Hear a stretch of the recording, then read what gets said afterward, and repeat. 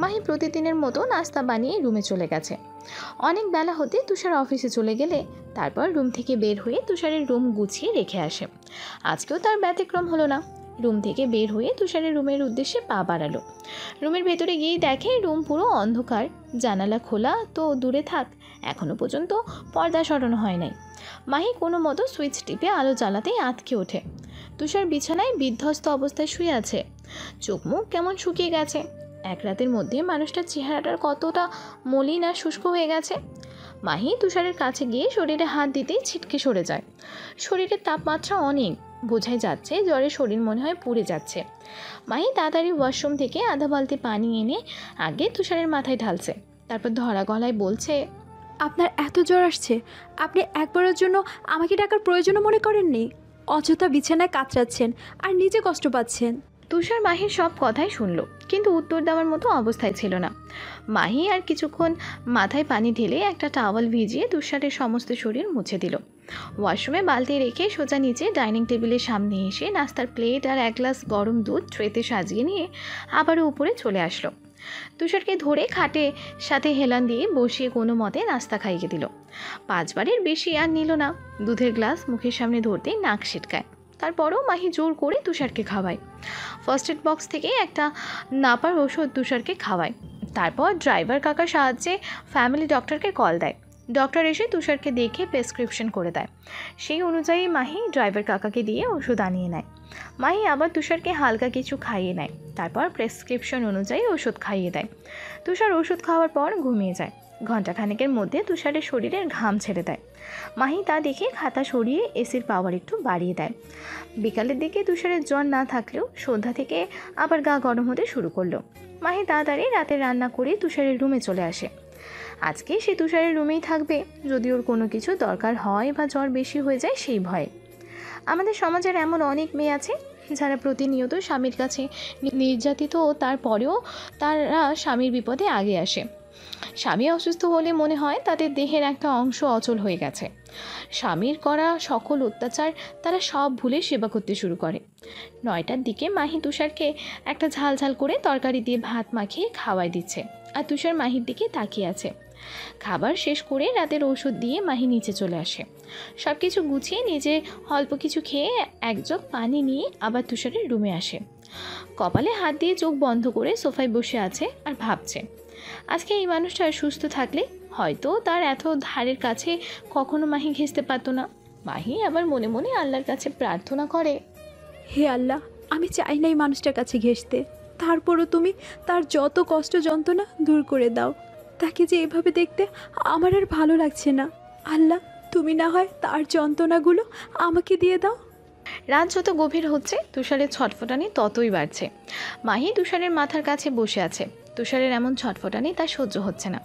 তুষারের শরীর যেন অসাড় হয়ে যাচ্ছে, হাত পাগুলোও কেমন অবশ হয়ে আসছে। মাহি তুষারকে এইভাবে দেখে এখন কান্না করে দিছে। হাত পায়ে সরিষার তেল ডলছে, তারপরও কিছু হচ্ছে না। একা বাড়িতে একা একজন মহিলা মানুষ কি করতে পারে? তার উপর মাহির বিয়ে হওয়ার 5 মাস চললেও সে এই বাড়ি থেকে কোথাও যায় নাই, আর চেনেও না। এতক্ষণে তুষারের খিঁচুনি উঠে গেছে। মাহি এখন হু হু করে কেঁদে উঠল। তার যেন এখন নিজেকে সব থেকে বেশি অসহায় লাগছে। দিকবেদিক কোনো দিশা খুঁজে পাচ্ছে না। ঠিক তখনই মিজানের দেওয়া কার্ডের কথা মনে হতে এক চোট লাগিয়ে নিচে গিয়ে নাম্বার দিয়ে কল দেয়। 2-3 বার রিং হতেই মিজান কল রিসিভ করে হ্যালো বলার আগেই উপাস থেকে কেউ কান্নারত কণ্ঠে বলে, ভাইয়া, আমি মাহি। মিজান মাহি এত রাতে কল দিতে দেখে ভড়কে যায়। তারপর মাহির কান্নারত কণ্ঠ শুনতে ফোন কানে নিয়ে বলে, হ্যাঁ মাহি, সবকিছু ঠিক আছে। কান্না করছো কেন তুষার? তুষার কিছু করেছে? মাহি এবার আরও জোরে কান্না করে দিয়ে, না ভাইয়া, কিচ্ছু ঠিক নেই, উনি ঠিক নেই। কি হয়েছে? মাহি তুষারের শরীরের অবস্থা সব খুলে বলতে মিজান মাহিকে বলে, তুমি চিন্তা করো না, আমি এখনই তোমাদের বাসায় ঠিকানায় অ্যাম্বুলেন্স পাঠিয়ে দিচ্ছি, আর হাসপাতালে দেখা হচ্ছে। আর তুমি কান্না থামাও, আমি দেখছি। মিজানের সাথে কথা বলে মাহি আবারও তুষারের কাছে যায়। তুষারের অবস্থা আরও খারাপ। কেন জানি মনে হচ্ছে আজরাইল আজকে তুষারকে তার সঙ্গে করে নিয়ে যাবে। মাহি তুষারের কাছে গিয়ে তুষারের এক হাত ধরে কান্না করতে করতে বলছে, আপনি চিন্তা করবেন না, আমি আপনার কিচ্ছু হতে দিব না। আর একটু পরে অ্যাম্বুলেন্স আসবে, আর একটু কষ্ট করুন। বলেই মাহি কান্না করে দেয়। তুষার নিভু নিভু চোখে মাহির দিকে তাকিয়ে আবার চোখ বন্ধ করে ফেলে। আধা ঘন্টার মধ্যে অ্যাম্বুলেন্স চলে আসে। তুষারকে ধরে অ্যাম্বুলেন্সে তোলা হয়। তুষার পুরোপুরি অবচেতন হয়ে আছে। মাহি তুষারের পাশে গুনগুন করে কান্না করছে। মিজান আগে হসপিটালে সব কিছুর ব্যবস্থা করে রেখেছে। হসপিটালে আসার সাথে সাথেই তুষারকে এমার্জেন্সিতে নেওয়া হয়েছে। অবস্থা বেশি ভালো না, জ্বর প্রায় 104-এর কাছাকাছি। শ্বাসকষ্টের সমস্যা শুরু হয়ে গেছে। চোখগুলো বারবার উল্টে যাচ্ছে। মাহি এবার হাওমাও করে কান্না করতে শুরু করলো। ডক্টররা দ্রুত টেস্ট করিয়ে সেই অনুযায়ী চিকিৎসা শুরু করেছে। জ্বর কমানোর জন্য তুষারকে ইঞ্জেকশন পুশ করা হয়েছে। অবস্থা বেগতিক। মাহির পাশে মিজান দাঁড়িয়ে আছে। ডক্টরকে বের হতে দেখে মিজান আর মাহি সামনে গেল। মাহি জিজ্ঞেস করলো, এখন কি অবস্থা? টেস্ট করিয়ে টাইফো জ্বর ধরা পড়েছে। ইঞ্জেকশন পুশ করা হয়েছে। জ্বর মাথায় চড়ে গেছে। যদি জ্বর না কমে আরও বাড়তে থাকে তাহলে হয়তো বাঁচানো সম্ভব নাও হতে পারে। এখন একমাত্র আল্লাহ ভরসা। মাহি ওখানে স্থির হয়ে বসে পড়ল। মিজান শুধু মাহিকে দেখছে। এই মেয়ের ওপর তুষার কতই না অত্যাচার করেছে, আর এই মেয়ে যেন আজকে তুষারের জন্য পাগল হয়ে যাচ্ছে। মনে হচ্ছে তুষার না ওর প্রাণ পাখি বেঁধে আছে, কখন যেন উড়াল দেবে। মাহি মিজানের থেকে নামাজের জায়গা দেখে নিয়ে অজু করে তাহাজ্জুদের নামাজ নিয়ত করে দাঁড়িয়ে পড়ল। নামাজ শেষে মাহি মোনাজাতে আহাজারি করে কান্না করছে আর বলছে, আল্লাহ, তুমি আমার জীবনের বিনিময় হলো। আমার স্বামীর প্রাণ ভিক্ষা দাও। হে আল্লাহ, আমার ভাগ্যে যদি কখনো একটু হলো সুখ লিখে রাখো, তাহলে সেই সুখের বিনিময় তুমি আমার স্বামীর প্রাণ ফিরিয়ে দাও।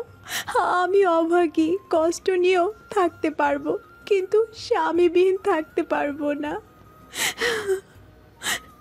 মাহির এই আর্তনাদ করে বলা প্রতিটা কথা মিজানের রুহু পর্যন্ত কেঁপে উঠছে। মাহির আহাজারিতে মিজানের চোখেও অশ্রুকণা দেখা দিচ্ছে। মাহির চোখের পানি বিফলে যায় নাই।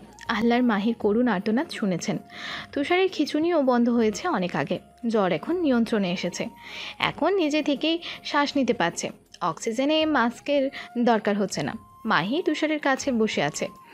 একদিনে মেয়েটির অবস্থা কেমন নাজেহাল হয়ে গেছে। সারা রাত দুই চোখের পাতা এক করে নাই। মিজান এবার মাহির কাছে গিয়ে বলে, মাই শুনছো? জি ভাইয়া।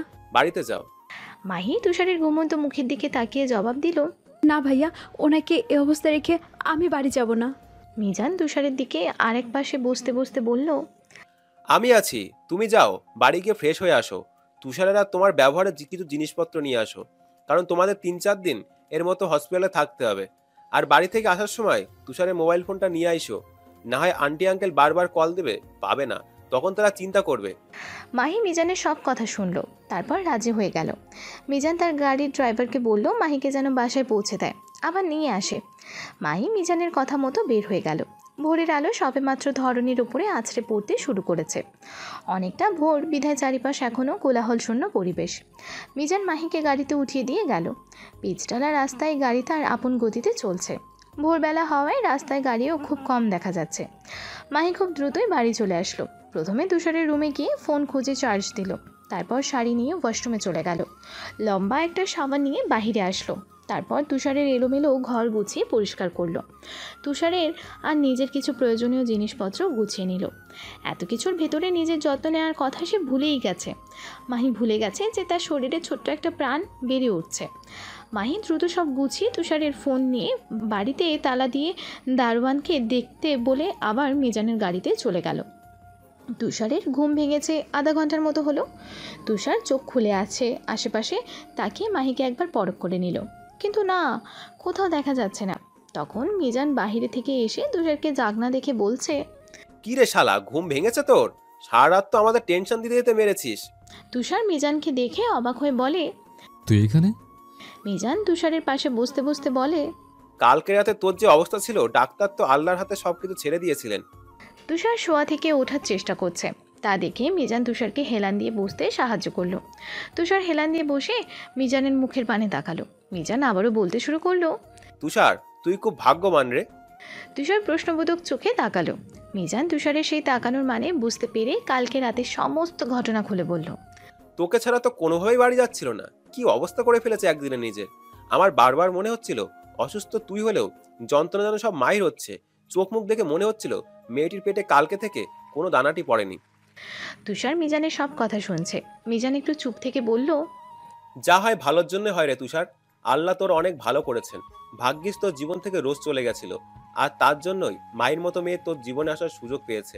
তুই তো জ্বরে অবচেতন হয়েছিলি, কিন্তু আমি মাইকে দেখেছি কিভাবে তোর জন্য ছটপট করেছে, কিভাবে মোনাজাতে আল্লাহর কাছে আজাহারি করে কান্না করেছে।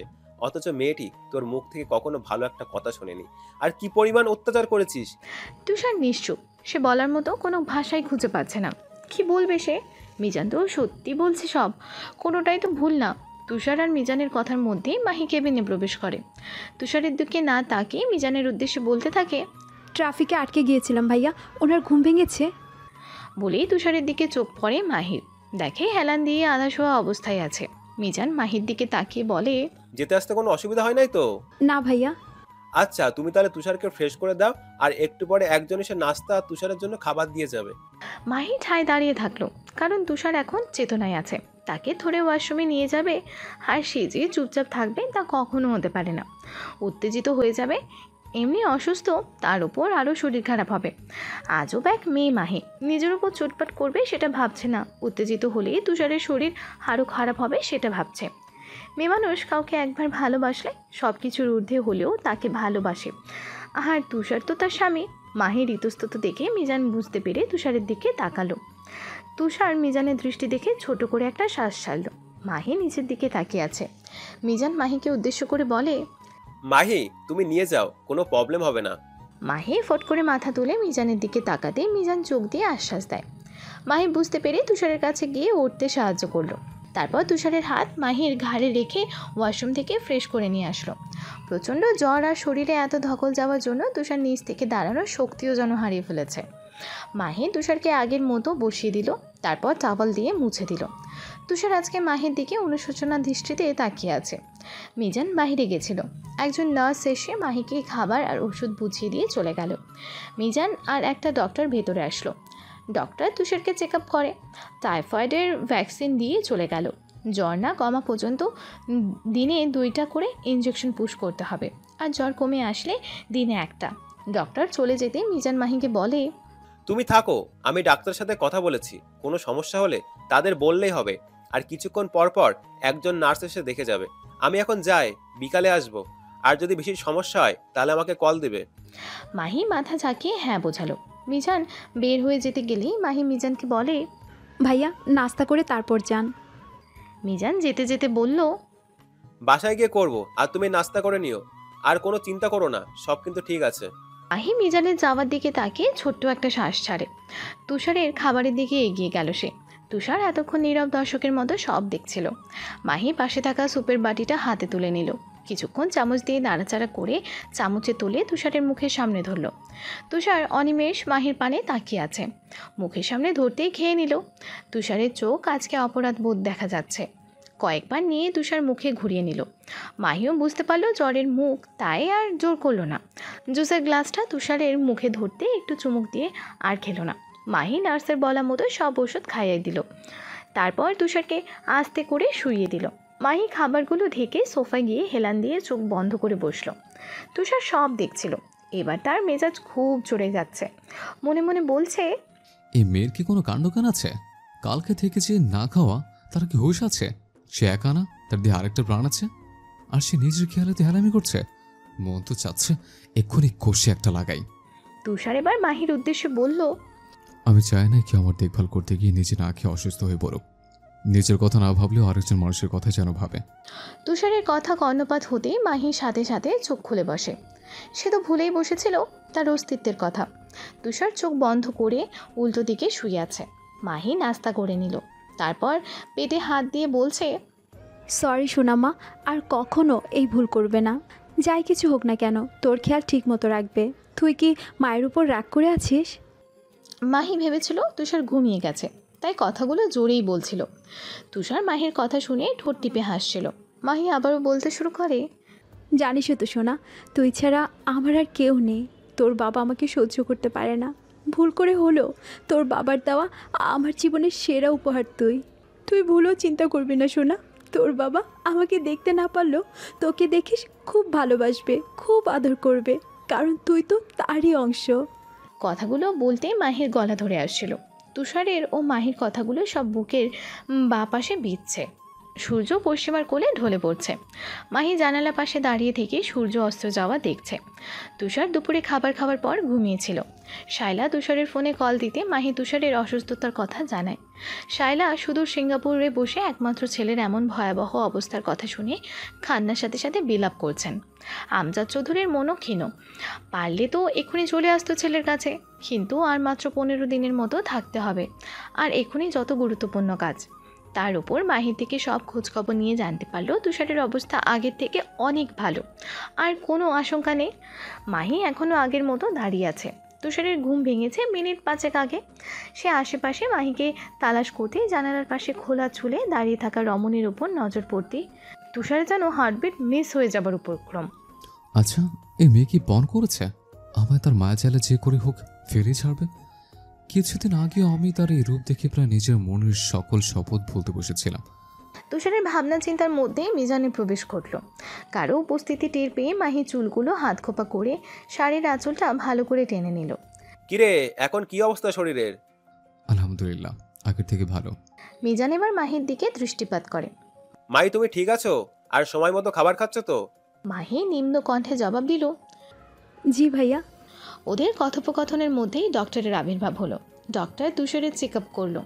বা মিস্টার চৌধুরী, আপনি তো খুব তাড়াতাড়ি সুস্থ হয়ে যাচ্ছেন। তুষার স্মিত হেসে মাহির দিকে চক্ষুপাত করলো। মিজান এবার ডক্টরের দিকে তাকিয়ে সুন্দর করে একটি হাসি দিয়ে বলল, আল্লাহর অসীম রহমতে আপনাদের ট্রিটমেন্টের অছিলায় আর মায়ের সেবায় তাড়াতাড়ি সুস্থ না হয়ে যাবে কোথায়? ডক্টরও মিজানের কথায় মুচকি হাসলেন। এভাবে প্রেপার ট্রিটমেন্ট থাকলে ইনশাআল্লাহ তাড়াতাড়ি সুস্থ হয়ে যাবে। ডক্টর তুষারকে দেখে চলে গেলেন। মিজান নানা বিষয় মাহির সাথে কথা বললে বুঝাই দিয়ে চলে গেলেন। মধ্যপ্রহর, চারদিকে এখন আধার রজনী। যান্ত্রিকভাবে খেটে যাওয়া মানুষগুলো এখন গভীর ঘুমে আচ্ছন্ন। মাঝে মাঝে 2-1টা গাড়ি চলাচলের শব্দ শোনা যাচ্ছে। মাহিও সোফায় হেলান দিয়ে বসা অবস্থায় গভীর ঘুমে মগ্ন। তুষারের কিছুক্ষণ আগেই ঘুম ভেঙেছে। ডিম লাইটের আলোতে সামনে থাকা রমণীর ওপর চোখ পড়তেই স্থির হয়ে গেল তুষারের চক্ষুদ্বয়। ঘুমন্ত মাহিকে কি মায়াবী লাগছে। মেয়েটি একটু উজ্জ্বল ফর্সা, শরীরের গড়ন ছিমছাম, মুখটার মধ্যে অনেক মায়া জড়ানো। নাকে নিচে ছোট্ট করে একটা লাল তিল আছে। তুষার এতক্ষণ মাহিকে খুঁটিয়ে খুঁটিয়ে দেখছিল। বিয়ের প্রায় 5 মাসের মাথায় গিয়ে আজকে প্রথম তুষার মাহিকে পুরোপুরি পর্যবেক্ষণ করলো। রোজের থেকে মাহি অতি বেশি সুন্দরী ও গুণবতী। পর মুহূর্তে ভাবলেও তার জায়গায় অন্য কোনো পুরুষ থাকলে এতদিন মাহিকে রানীর মতো করে রাখতো। আর সে কিনা দিনের পর দিন মেয়েটাকে কী নির্মমভাবে অত্যাচার করেছে, তাও মেয়েটি টু শব্দ করেনি। এত অত্যাচারের পরেও তাকে ছেড়ে যাওয়ার কথা একবারের জন্য ভাবেনি। আরও তার খারাপ সময় তার পাশে থেকে তাকে সেবা করেছে। তুষার ছোট্ট করে একটা দীর্ঘশ্বাস ফেলে বিড়বিড় করে বলে, যাকে নিজের সর্বোচ্চ দিয়ে ভালোবাসলাম, সে মানুষটা ভালো থাকার আশায় নিজের লাইফ সেটেল করার জন্য আমাকে ছেড়ে আমার থেকে বেটার কাউকে খুঁজে তার হাত ধরে পাড়ে জমালো ভিন দেশে। আর যাকে প্রতিনিয়ত অবহেলা অত্যাচার করলাম, তারপরও সে মানুষটা এখন আমাকে আঁকড়ে ধরে পড়ে আছে। তুষার এখন নিজেকে নিয়ে তাচ্ছিল্য করে বলল, আসলে তুই তো নিজেই মাহির যোগ্য না, ওর ভালোবাসার যোগ্য না। আর তুই কিনা সবসময় বলতি এই মেয়ে তোর যোগ্য না। সেই মনে তুষার। তুষারের আজকে নিজেকে নিয়ে অনেক গিল্টি ফিল হচ্ছে। সে কি করে মাহির সামনে দাঁড়াবে? কোন মুখে মাহিকে বলবে মাহি যেন তাকে ক্ষমা করে দেয়? কি করে বলবে? নানা আকাশ পাতাল ভাবনার মধ্যে ঘুমের দেশে পাড়ি দিল তুষার। মাঝে কেটে গেছে 3 দিন। তুষার এখন পুরোপুরি সুস্থ হলেও শরীরটা দুর্বল।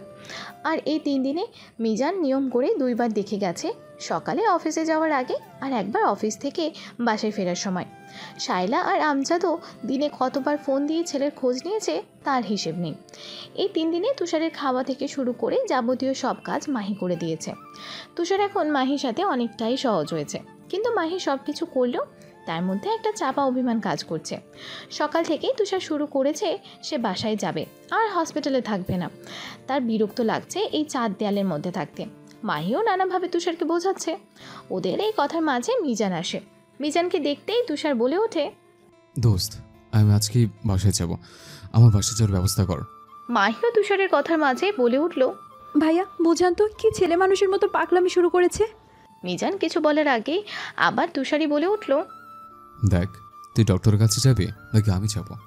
মিজান তুষারের জোড়াজুড়িতে আর কোনো উপায় খুঁজে না পেয়ে অগত্যা ডক্টরের কাছে গেল। ডক্টরের সাথে কথা বলার পর ডক্টরও রিলিজ দিতে চাইলো, কিন্তু তুষারের প্রপার কেয়ার নিতে হবে, না হলে শরীরে দুর্বলতা খুব সহজে কাটবে না। মিজানও ডক্টরকে আশ্বাস দিল তুষারের যত্নের কোনো কমতি থাকবে না, আর কোনো ওষুধ খাওয়া মিস হবে না। আরও কিছুক্ষণ ডক্টরের সাথে কথা বলে তুষারের রিলিজের সব ব্যবস্থা করে তারপর তুষারের কেবিনে আসলো। ভাইয়া, ডক্টর কি বলল? রিলিজ দিয়ে দিয়েছে, সব গুছিয়ে নাও। এরই মধ্যে ওয়াশরুম থেকে বের হয়ে আসলো তুষার। কি রে, বাসা যাওয়ার ব্যবস্থা করেছিস? হ্যাঁ, তৈরি হয়ে আয়। মিজান, তুষার আর মাহি সব জিনিসপাতি নিয়ে নিচে নেমে গাড়িতে বসলো, আর অন্যদিকে মাহি তুষারকে নিয়ে আস্তে আস্তে গাড়ির সামনে এসে গাড়িতে উঠে বসলো। তুষার ড্রয়িং রুমে সোফায় বসে আছে, মাহি রান্না করছে। কিছুক্ষণ পর তুষার মাহির উদ্দেশ্যে হাঁক ছাড়ল। মাহি, এই মাহি। মাহি একটু তাড়াতাড়ি রান্নাঘর থেকে বের হয়ে জবাব দিল, জি বলুন। আমার জন্য এক কাপ চা নিয়ে আসো তো। মাহি ঠিক আছে বলে আবার রান্নাঘরে চলে গেল। তুষার মাহিকে তুমি করে বলছে, ভাবা যায় এটা? রিডার্সদের মনে প্রশ্ন আসতে পারে, কবে কখন থেকে তুষার মাহিকে তুমি করে বলছে? ওই যে বলেছিলাম, তুষার আর মাহির সম্পর্ক এই 3 দিনে অনেকটা সহজ হয়েছে। সেখান থেকেই, মানে হসপিটাল থেকেই তুষার মাহিকে তুমি বলতেছে। মাহি দ্রুত 1 কাপ চা বানিয়ে তুষারের সামনে হাজির হলো। তুষারের সামনে চায়ের কাপ বাড়িয়ে দিতেই তুষার হাতে নিল। মাহি দাঁড়িয়ে আছে। তুষার এক চুমুক মুখে দিয়ে মুখটা কেমন যেন কুঁচকালো। মাহির যেন এবার ভয় হচ্ছে, নির্ঘাত তুষার আজকেও তার উপর গরম চা ফিক্কা মারবে। তুষার মাহির দিকে তাকাতে মাহি ভয়ে চোখ বন্ধ করে কাচুমুচু হয়ে দাঁড়িয়ে আছে, আর বিড়বিড় করে বলছে, দয়া করে এখন আর গরম চা শরীরের উপর ফেলিয়েন না। আমি তো আর এখন একা না, আমার সোনাটা যে আমার সাথে আছে, সেও যে কষ্ট পাবে। মাহির বিড়বিড় করে এই একই কথা বারবার বলছে। মাহির বলা সব কথা তুষারের কর্ণদয় হলো। তুষারের এখন নিজের প্রতি নিজের খুব ঘৃণা হতে লাগলো। তারপরেও নিজেকে সামলে মাহিকে বলল, তুমি কি ক্লান্ত? দাঁড়িয়ে থেকে যে ঘুমাচ্ছ? বেশি ঘুম পেলে বিছানায় গিয়ে ঘুমাও। এখানে ঘোরের মতো দাঁড়িয়ে থেকে ঘুমানোর তো কোনো মানে হয় না। তুষারের কথা মাহির কর্ণপাত হতেই ঠাস করে চোখ খোলে, দেখে তুষারের চা খাওয়া শেষ আর তার দিকেই তাকিয়ে আছে। তখনই তুষারের দাঁড়িয়ে থেকে ঘোড়ার মতো ঘুমানোর কথা মনে পড়ে গেল। শেষমেশ তাকে ঘোড়ার সাথে তুলনা করলো। মাহি কণ্ঠ খাদে রেখে জবাব দিল, ঘুমাচ্ছিলাম না, ভেবেছিলাম পুরনো কোনো কিছুর সাথে আবার সাক্ষাৎ হতে চলেছে কিনা, সেটা ভেবে ঘাবড়ে গিয়েছিলাম। মাহি চুপ থেকে আবারও বলল, একটা কথা বলি। তুষার মাহির দিকে তাকিয়ে আছে এক দৃষ্টিতে, তারপর মাথা উপর নিচ করে সম্মতি দিল। মাহি সম্মতি পেতেই বলা শুরু করলো, আপনি তো কোনো না কোনোভাবে জেনেই গেছেন আপনার অনাগত সন্তানের মা হতে চলেছি আমি। সেই সন্তানের কথা ভেবে হলো আমার উপর আর কোনো অত্যাচার করিয়েন না, তাহলে আপনার সন্তানও যে কষ্ট পাইব। আপনার সন্তান দুনিয়া আসার পর না হয় আপনি আবার অত্যাচার করেন, আমি আগের মতোই মুখ বন্ধ করে সব সহ্য করব। মাহির এসব কথা বলতে গলা ধরে আসছিল। মাহি তার কথা শেষ করেই রান্নাঘরের উদ্দেশ্যে হাঁটা দিল। তুষারের কথা শোনার প্রয়োজন বোধ মনে করল না। তুষার শূন্য দৃষ্টিতে মাহির যাওয়ার পানে তাকিয়ে আছে আর ভাবছে, মাহি তাকে ভয় পায় এখন। আবার ভাবলো, ভয় না পাওয়ার মতো তো সে এমন কোনো কাজ করেনি। তুষার মনে মনে আজকে নিজেকেই কথা দিল, যত যাই হোক না কেন সে আর কখনো মাহিকে আঘাত করবে না। অ্যাকচুয়াল পরিমাণও কষ্ট আর মাহিকে পেতে দেবে না। তার অনাগত সন্তান আর মাহিকে সর্বোচ্চ দিয়ে হলেও ভালো রাখবে ইনশাল্লাহ। মাহির 3 মাস চলে, শরীর কেমন যেন ম্যাশ ম্যাশ করছে, কোনো কিছুই ভালো লাগে না। খাবারে অরুচি, কষ্ট করে যাই খায় তা বমি করে ফেলে দেয়, অল্পতেই হাঁপিয়ে ওঠে। তুষারও এমন বেশ খুশি, আগামী কাল থেকে অফিসে জয়েন করবে। কিন্তু মাহির শরীরের অবস্থা এমন দেখে বেশ চিন্তিত সে। তার বাবা মায়ের দেশে আসতে এখনও 1 সপ্তাহের মতো বাকি। দুপুরের ভ্যাপসা গরমে অতিষ্ঠ সবাই। সূর্যের খাড়া রোদ ধরনের বুকে আরও উত্তাপ ছড়িয়ে মানুষকে নাজেহাল করে দিচ্ছে। কলিং বেল বাজতেই মাহি ধীর পায়ে গিয়ে দরজা খুলে দিতেই দেখলো সামনে থাকা ঘামে ভেজা তুষারকে। হাতে অনেক ফলমূল নিয়ে ভেতরে ঢুকলো তুষার। মাহি দরজা লাগিয়ে সোফায় হেলান দিয়ে বসলো। এতটুকুতেই যেন সে হাঁপিয়ে উঠেছে। তুষার ডাইনিং টেবিলের ওপর সব রেখে ওপরে ফ্রেশ হতে চলে গেল। মাহি আস্তে আস্তে সব কিছু গুছিয়ে 1 গ্লাস শরবত নিয়ে ওপরে আসলো। রুমে ভেতর কেউ নাই, পরক্ষণেই ওয়াশরুম থেকে পানি পড়ার শব্দ আসতে লাগলো। মাহি বেড সাইডের টেবিলে শরবতের গ্লাসটা রেখে ব্যালকনিতে গিয়ে দাঁড়ালো। ওয়াশরুমের দরজা খোলার শব্দে মাহি পেছনে তাকাতেই ও সিদ্ধারা বেশ স্রোত বয়ে গেল। উন্মুক্ত ভেজা শরীরে সাদা রঙের টাওয়াল জড়ানো কোমর পর্যন্ত, চুল থেকে টপ টপ করে পানি পড়ছে। তুষারকে অনেকটাই আকর্ষণীয় লাগছে। মাহি এখনও ড্যাব ড্যাব করে তাকিয়ে আছে। তাকিয়ে আছে বললে ভুল হবে, একটা ঘোরে চলে গেছে। তুষার মাহির সামনে এসেই তুড়ি বাজাতেই মাহির ধ্যান ভাঙে। সামনে তাকিয়ে দেখে তুষার টি শার্ট ট্রাউজার পরে দাঁড়িয়ে আছে। মাহি তখন কার কথা ভেবে লজ্জা লাগছে। তুষার এবার মাহির মুখের ওপর ঝোঁকে। ছি, তোমার লজ্জা করলো না? এইভাবে চোখ দিয়ে আমার ইজ্জত লুটে নিলে এখন আমার কি হবে? হ্যাঁ, এই মুখ আমি কাকে দেখাবো? বলে 2 হাত দিয়ে মুখ ঢেকে নিল তুষার। মাহি তুষারের কথা শুনে যেন আকাশ থেকে পড়ল। মনে মনে বলে কি এই ছেলে পাগল হয়ে গেল নাকি? আল্লাহ, এই দুপুরবেলা বাহির থেকে আসছে, জিনটিন আবার ধরল না তো? সন্দিহান চোখে তুষারের দিকে তাকিয়ে আয়তুল কুরসি পড়ে তুষারের শরীরে ফু দিল। তুষার তখনও 2 হাত দিয়ে মুখ ঢেকে রেখেছিল। মাহি ফু দিতেই এই, তুমি কি আমাকে বশ করার জন্য মন্ত্র ফু দিলে নাকি? 2 ভ্রু নাচিয়ে মাহির দিকে তাকিয়ে কথাটা বলল। মাহি একটু বিরক্ত হয়ে বলল, ছাতার মাথা, আপনার মুখে উল্টাপাল্টা কথা শুনে ভাবলাম এই ভর দুপুরে বাহির থেকে আসছেন, হয়তো জিন ভর করেছে। কিন্তু না, সব ঠিক আছে। তুষার ফট করে বলে উঠল, আরে, ভর করেছে তো, কিন্তু কোনো জিন না, পড়ি। একটু আগে কিভাবে আমার দিকে তাকিয়েছিল, ইস কি লজ্জা। তুষারের এসব কথা শুনে মাহির লজ্জা যেন আরও বেড়ে যাচ্ছে। আর ভাবছিল, কি কক্ষণে বেলাজের মতো তাকিয়েছিলাম তা আল্লাহ ভালো জানে। প্রখর রোদের তাপ যেখানে তার দাপট দেখিয়ে বেড়াচ্ছিল, ঠিক তখনই মেঘরাজ ক্ষিপ্ত হয়ে চারিদিকে আঁধার করে দিল। তার সাথে দমকা হাওয়া তো আছেই। মাহি হঠাৎ করে প্রকৃতির পাল্টে যাওয়ার রূপ দেখতে ব্যস্ত, আর তুষার ব্যস্ত মাহিকে দেখতে। মাহির চুল বেনুনি করা হলেও সামনে থাকা ছোট্ট ছোট্ট চুলগুলো বাহিরে থাকায় দমকা হাওয়ায় সেই চুলগুলো অবাধ্য হয়ে ছুটছে। মাহি এতক্ষণ সামনের দিকে তাকিয়ে থাকলেও এখন তুষারের দিকে জিজ্ঞাসু দৃষ্টিতে তাকালো। তুষারও এটাই চাইছিল মাহি যেন তার দিকে তাকায়। মাহি, শুনছো? মাহি ছোট্ট করে জবাব দিল, কিভাবে কোথায় থেকে শুরু করব বুঝতে পারছি না, কিভাবে বলবো তাও বুঝতে পারছি না, আর কথাগুলো শোনার পর তুমি কি মনে করবে তাও বুঝতে পারছি না, কিন্তু কথাগুলো বলা খুব দরকার। এইভাবে আর থাকা সম্ভব হচ্ছে না। তুষারের বলা লাস্ট কথা মাহি আঁতকে উঠে বলে, দোহাই দোহাই আপনার, আপনি যে শাস্তি দিবেন আমি সব মাথা পেতে নেব, কিন্তু এখন আপনার সন্তান আমার গর্ভে, এই অবস্থায় আপনি আমারে ডিভোর্স দিয়েন না, তাহলে এখন আমার মরা ছাড়া কোনো উপায় নাই। মাহি এসব কথা বলতে গিয়ে প্রায় কান্নাই করে দিচ্ছে। তুষার মাহির কথা শুনে তাজ্জব বনে গেছে। বলে কি এই মেয়ে? তুষার একটু রাগান্বিত স্বরে বলল, আমি কি একবারও বলেছি তোমায় ডিভোর্স দেব?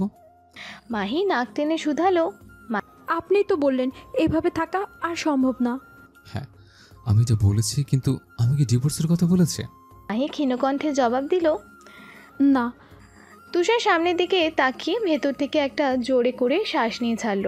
তারপর মাহির চোখে চোখ রেখে বলে, আই এম সরি মাহি। তুষারের মুখে সরি শব্দটা শুনে মাহির চোখ যেন কোটর থেকে এক্ষুনি বের হয়ে আসবে এমন অবস্থা। মাহি কিছু বলার আগেই তুষার মাহির ঠোঁটে আঙুল রেখে বলে, ইস, চুপ থাকো, আজকে আমি বলবো তুমি শুনবে। মাহি সারা শরীরে বয়ে মনে হয় বৈদ্যুতিক ঝটকা লাগলো। সেও আর কিছু না বলে তুষারের কথায় মনোযোগ দিল। আমি জানি আমি অনেক ভুল করেছি, অনেক অত্যাচার করেছি, আর সেই ভুলের কোনো ক্ষমা হয় না, কিন্তু তুমি যে শাস্তি দিবে আমি তা মাথা পেতে নেব। ভেবো না তুমি আমাকে সুস্থ করে তুলেছ বা আমার বাচ্চার মা হচ্ছ, তার জন্য আমি এসব কথা বলছি। আমি সত্যি অনুতপ্ত। লাস্টবার তোমাকে যখন আঘাত করেছিলাম তারপর থেকে আমার বিবেক আমাকে সবসময় তাড়া করে বেরিয়েছে, বারবার আমাকে ধিক্কার দিয়েছে। আমি তোমার কাছে অনেকবার ক্ষমা চাওয়ার চেষ্টা করেছি, কিন্তু পারিনি, কারণ এর মধ্যে তুমি আমার থেকে দূরত্ব করে নিলে, আলাদা রুমে থাকতে শুরু করলে এবং আমার সামনে আসা পর্যন্ত বন্ধ করে দিলে।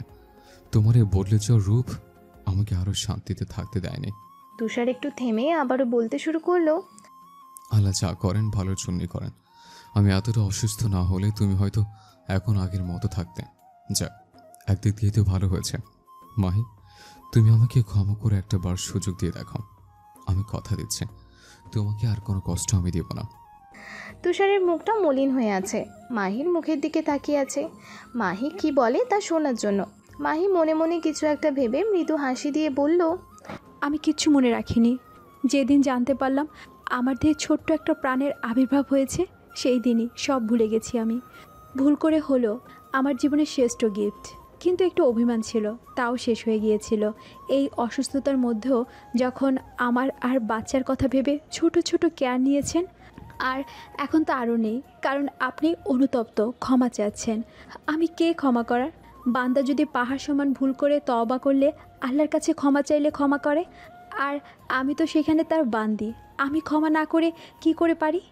তুমি খুব ভালো একটা মেয়ে মাহি। মিস্টেক, আমার বাচ্চার মা। আমার বাচ্চার মা কথাটার মধ্যে মনে হয় নেশা জাতীয় দ্রব্য মেশানো ছিল, যা এত টানছে মাহিকে। তুষার ফের বলতে শুরু করলো, মাহি, আগে বলতাম তুমি আমার যোগ্য না, আসলে আমি তোমার যোগ্য না। মাহি তুষারকে থামিয়ে দিয়ে বলে, বাদ দিন, আমি সেসব কথা আর শুনতে চাই না। জানো মাহি, আমি আগে এমন ছিলাম না। একটা মেয়ের জন্য। মাহি ফট করে বলে উঠল, রোজ। তুষার মাহির মুখে রোজের নাম শুনে অবাক। শুনেন, সব মেয়ে এক না, সবাই রোজের মতো না। আর হ্যাঁ, রোজ আপনার ভালোবাসার যোগ্য ছিল না। আল্লাহ যা করে ভালোর জন্যই করে। আপনি এখন ভাবছেন আমি এত কিছু কেমনে জানলাম? আসলে সেই দিন ডায়েরিটা পড়েছিলাম, তার জন্য আমি সরি। কারো অনুমতি ছাড়া পার্সোনাল জিনিস ধরা ঠিক না, কিন্তু আপনি আমার পার্সোনাল জিনিস, তাই আপনার ডায়েরি পড়ার লোকটা সামলাতে পারিনি। তুষার কিছু বলছে না, চুপচাপ দাঁড়িয়ে আছে। মাহিও সেম ভাবে দাঁড়িয়ে আছে। সত্যি আমাকে মন থেকে ক্ষমা করে দিয়েছ? হুম। তাহলে আমরা আজকে থেকে বন্ধু, আচ্ছা। কিন্তু শর্ত আছে। কি শর্ত? বন্ধুত্বের মধ্যে কোনো আপনি চলবে না, তুমি করে বলতে হবে। কিন্তু কোনো কিন্তু না। তুমি যদি আপনি করে বলো তাহলে ভাববো আমাকে এখনো মন থেকে ক্ষমা করতে পারো না। মাহি তুষারের দিকে তাকিয়ে মুচকি হাসলো। জানো মাহি, আমি অনেক ভুল করেছি। সব মেয়ে যে এক না ভুলে গেছিলাম, আর আমার ভুলের জন্য তুমি প্রতিনিয়ত কষ্ট পেয়েছ। মাহি চুপচাপ শুনছে। আমি ভাবতে পারিনি রোজ আমাকে এইভাবে ঠকিয়ে চলে যাবে। ভাগ্যের চলে গিয়েছিল, তা না হলে আপনাকে কি করে পেতাম আমি?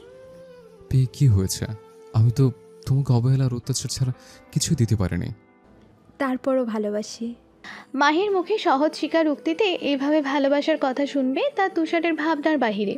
তুষার মাহির কথাটা এড়াই গিয়ে বলল, এখন আপনি বলছো? মাহি হালকা করে জিহ্বাতে কামড় দিয়ে বলল, সরি, ভুলে গেছি। আমি নিচে গেলাম, তুমিও খেতে এসো, অনেক বেলা হয়ে গেছে।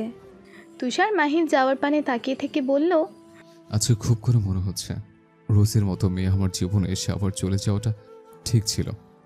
না হলে আমি মায়ের মতো মেয়ের ভালোবাসা কখনো বুঝতাম না।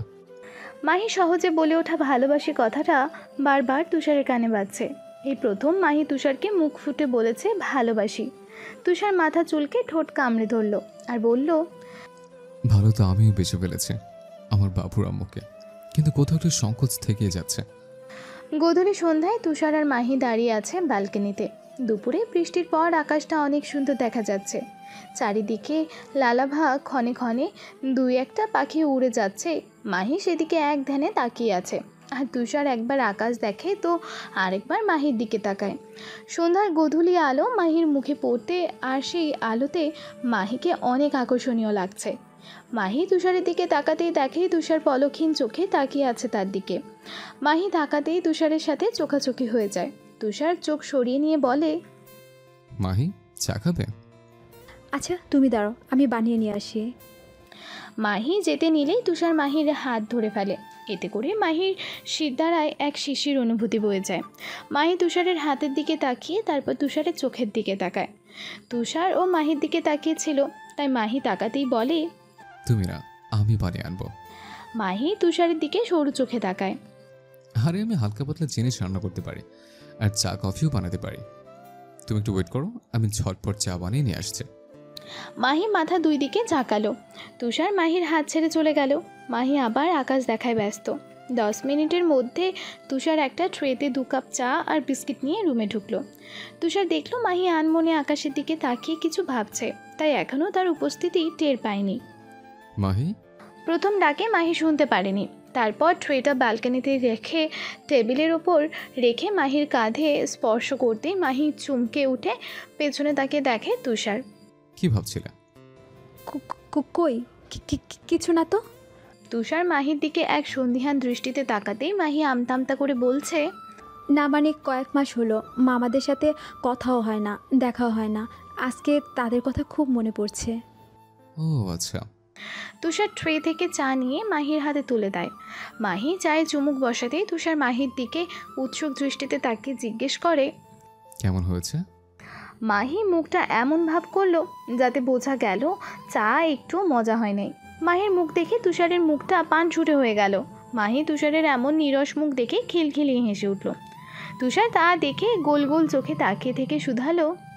হাসছো কেন? মাহি হাসতে হাসতে জবাব দিল। মজা করছিলাম, চাটা সত্যি অসাধারণ হয়েছে। তুষার চকিত নয়নে বলে। সত্যি? জি জনাব। তুষারও এখন হেসে দেয়। ওরা টুকটাক নানা বিষয়ে কথা বলছিল। তুষার ফোনে কিছু একটা করছে। মাহি এক চোখ পানি এনে বেডসাইডের টেবিলে রেখে তুষারকে বলে রুম থেকে বের হতে নিলে পেছন থেকে তুষার মাহিকে ডেকে বসে। কোথায় যাচ্ছ? রুমে। তুষার তীক্ষ্ণ চোখে তাকে জিজ্ঞেস করে। না ঘুমিয়ে এখন কোন রুমে যাচ্ছ? ঘুমানোর জন্যই তো রুমে যাচ্ছি। তুষার এবার খাট থেকে নেমে মাহির সামনে দাঁড়িয়ে বলে। কেন? এটা রুম না?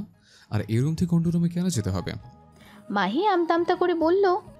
এতদিন তো আপনি অসুস্থ ছিলেন, তাই এখানে ছিলাম। আর এখন তো আপনি পুরোপুরি সুস্থ, তাই আবার অন্য রুমে চলে যাচ্ছি।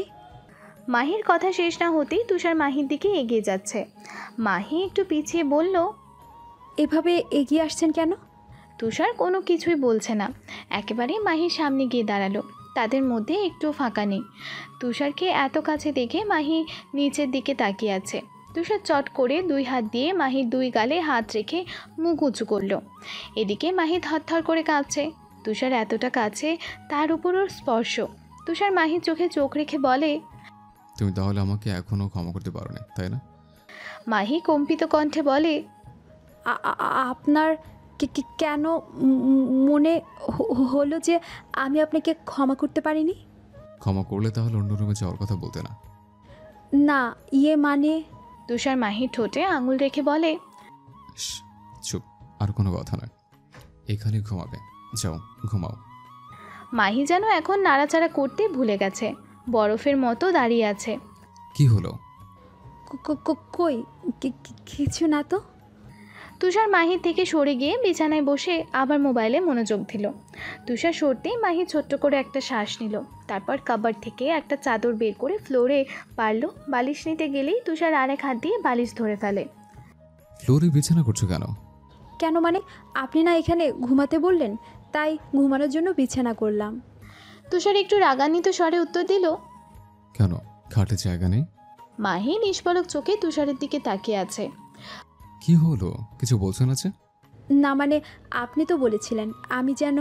মাহিকে আর কিছু বলতে না দিয়ে তুষারই বলে উঠল। এখন আবার আমি বলছি, খাটে এসে শুয়ে ঘুমিয়ে পড়ো। মাহি কিছু বলতে যাবে তার আগেই তুষার আবারও বলল। কি হলো, কথা কানে যায় না? মাহি আর কিছু না বলে ফ্লোর থেকে চাদরটা তুলে আবার জায়গায় রেখে আসলো। তারপর গুটিসুটি হয়ে খাটের এক সাইডে শুয়ে পড়ে ভাবছে, একদিন ভুল করে এই খাটে ঘুমানোর জন্য কি থাপ্পড়টা নাই জুটলো কপালে।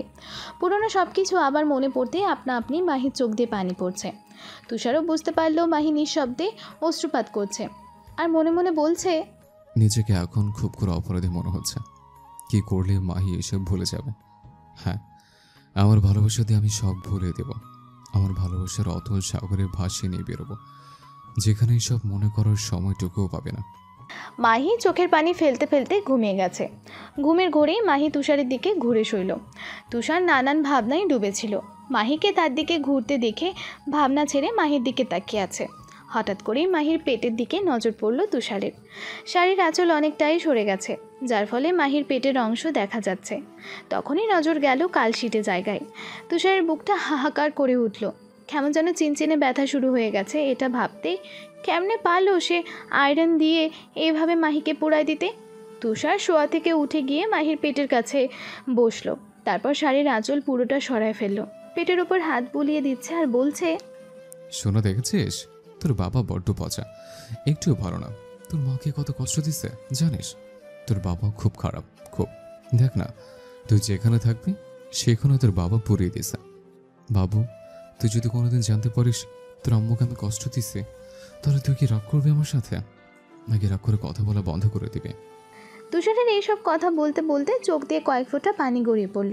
তুষার আবারও বলতে শুরু করলো। বাবা আজকে আবার তোকে প্রমিস করছে যে তোর মায়ের শরীর আর কখনো ফুলের টোকাও লাগতে দেব না। দেখিস তোর বাবা তোর মাকে আর তোকে সবসময় আগলে রাখবে, সব কিছু থেকে তোদের কোনো আঁচও লাগতে দিবে না।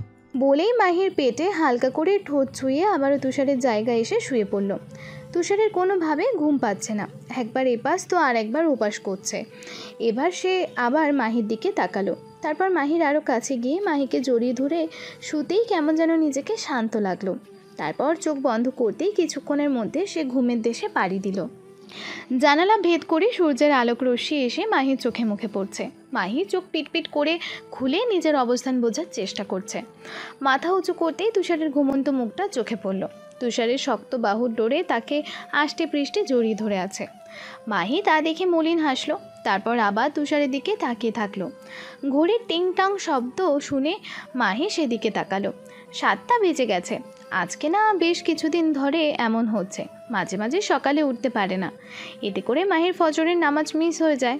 মাহি আল গুছে তুষারকে ছাড়িয়ে ঝটপট ওয়াশরুমে গিয়ে ফ্রেশ হয়ে একেবারে অজু করে বাইরে এসে কাজা নামাজ পড়ে নিল। আজকেই সব কিছুতেই লেট হয়ে গেল, নাস্তা বানাতেও। অসুস্থের পর আজকেই তুষার আবার অফিসে যাবে। মাহি সব কিছু রেডি করে ডাইনিং টেবিলে রাখছিল। ঠিক তখনই তুষার একেবারে ফর্মাল লুকে নিচে নামে। মাহি সিঁড়ির দিকে তাকিয়ে আবার তার কাজে মন দেয়। তুষার সোজা নিচে নেমে মাহির সামনের চেয়ার টেনে ধপ করে বসে যায়। মাহি আর চোখে একবার তুষারের দিকে তাকিয়ে আবার গ্লাসে পানি ঢালায় মনোযোগ দিল। তুমি খাবে না? আচমকা তুষারের মুখ থেকে কথা শুনে মাহি অনেকটা চমকে ওঠে। তুষার ভ্রু কুঁচকে তাকিয়ে আছে। কি হলো? কই কিছু না তো। তাহলে নাস্তা করতে বসছো না যে? কয়টা বাজে দেখেছো? তুমিও না খেয়ে আছো, তারপর আমাদের সোনা বাচ্চারা না খেয়ে আছে। তুষারের মুখে আমাদের সোনা বাচ্চা কথাটা শুনে মাহি আরও কিছুটা চমকালো। তারপর মনের মধ্যে এক ভালো লাগা ছেয়ে গেল। ঠোঁটের কোণে আপনা আপনি ফুটে উঠল হাসি, কিন্তু সেই হাসি তুষারের চোখে পড়ল না। তুষার এবার জোরে করে ধমক দিয়ে বলল, কি হলো, কথা গানে যায় না? মাহি আর কিছু না বলে তুষারের পাশে চেয়ার টেনে বসে পড়ল। খাওয়া শেষে তুষার অফিসের জন্য বের হচ্ছে, মাহিও তার পিছু পিছু আসছে। মূলত তুষার বের হয়ে গেলে দরজা লক করবে, তাই তুষার দরজা খুলে বের হতে হতে বলছে,